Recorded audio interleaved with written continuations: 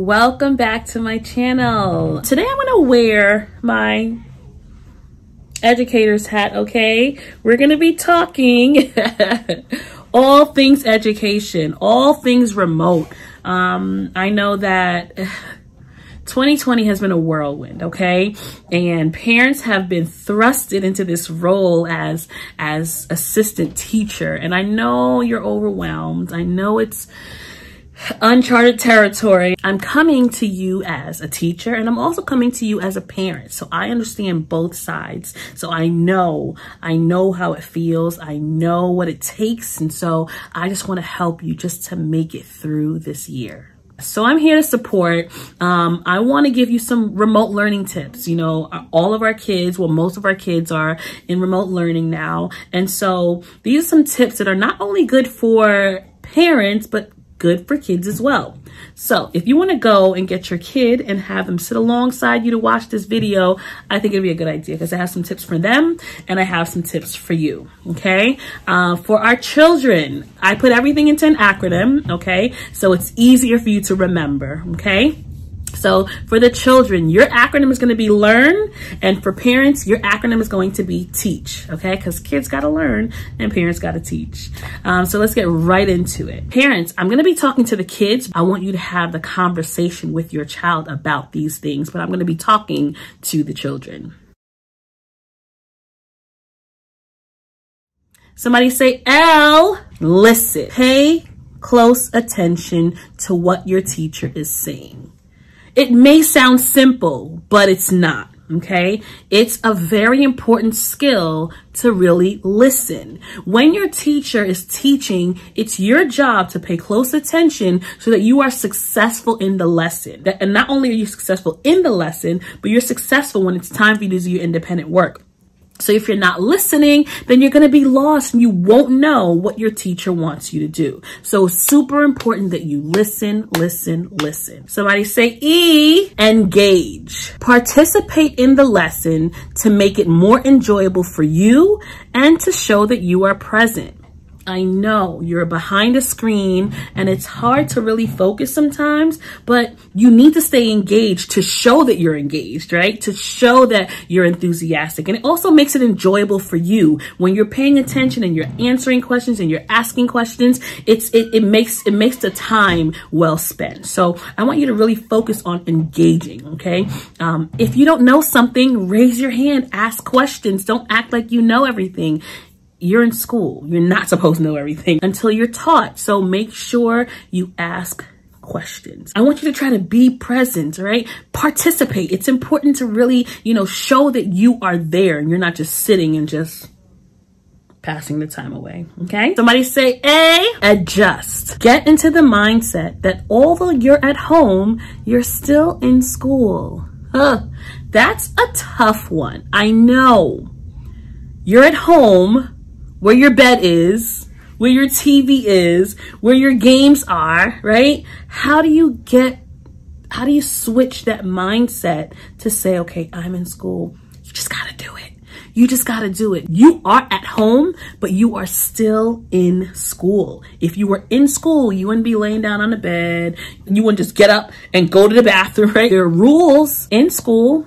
So that means there are rules when you're in school at home. If you have to use the bathroom, or if you want to step away, if you can send a message to your teacher in the chat, or if you can raise your hand, be respectful the way you would if you were in school. I know you're at home and it's hard to get into that mindset, but you need to because school is still in session. Somebody say R, read and ready. Okay, so it stands for two things.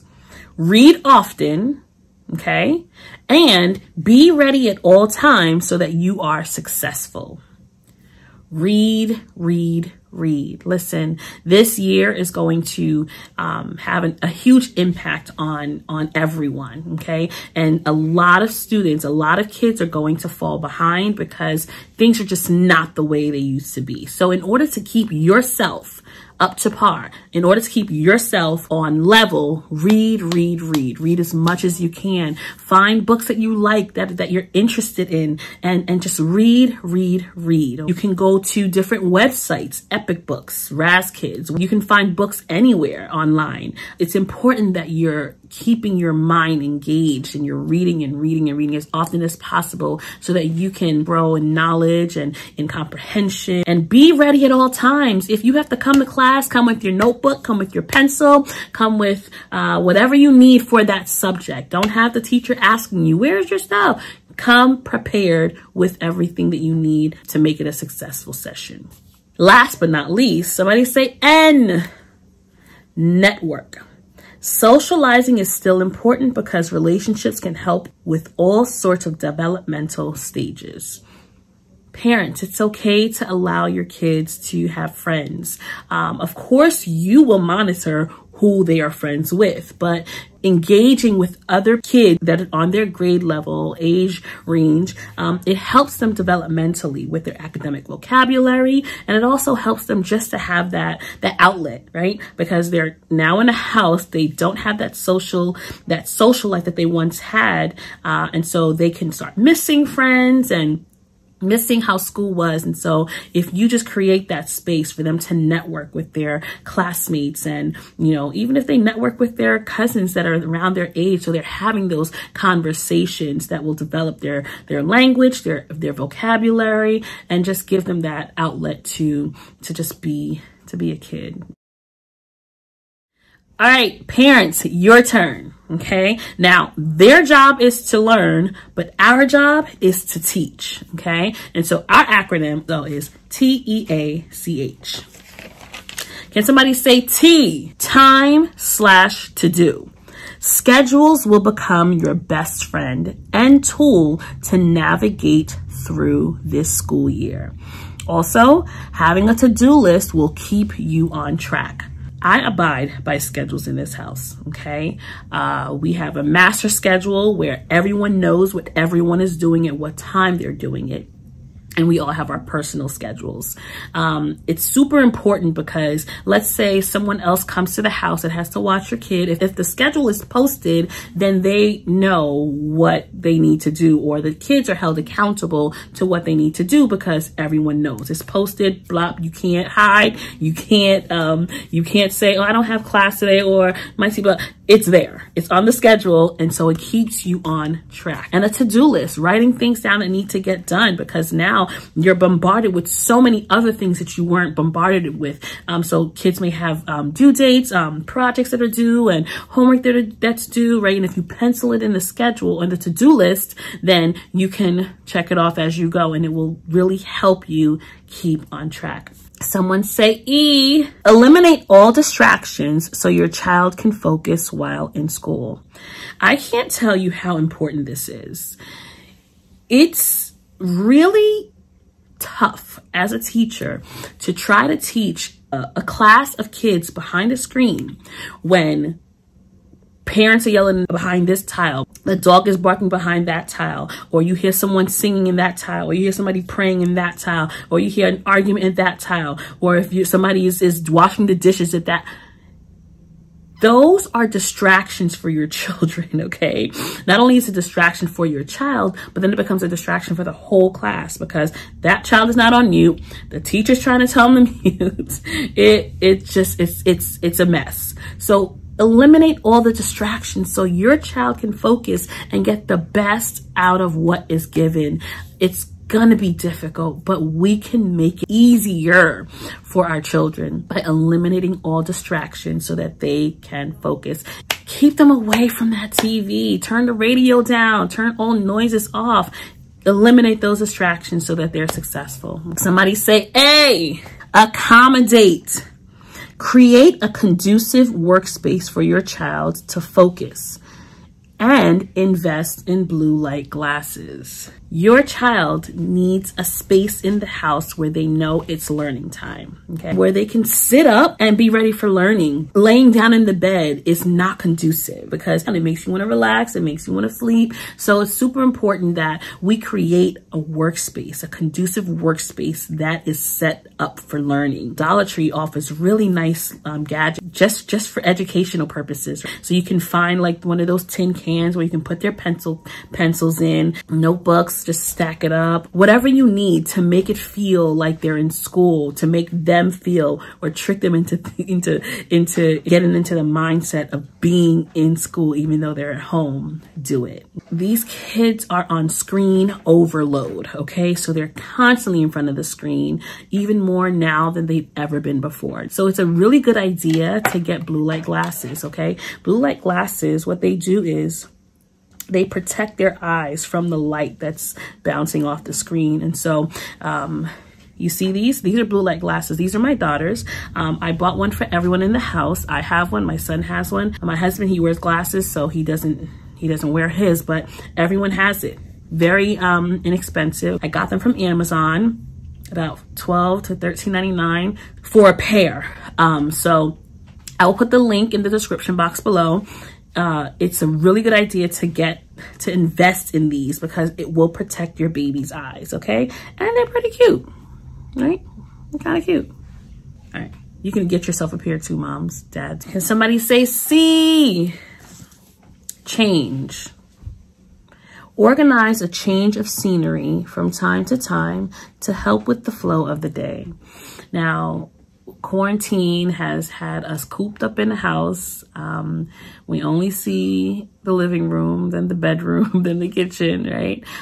So it's nice to change up the scenery for the kids from time to time. Go to the park or go supermarket shopping, go grocery shopping, or go for a walk around the block, just to give them that change of scenery so they're not confined to one place, because kids need that. They need that movement. They need that. They need fresh air. They need to be out. They need to move their bodies. And so it's super important that we try to change the scenery so that it takes them, so it kind of breaks the routine of just being home, school, computer, tablet. And it just helps with the flow of the day. It helps with the flow of the week, and eventually will help with the flow of the year.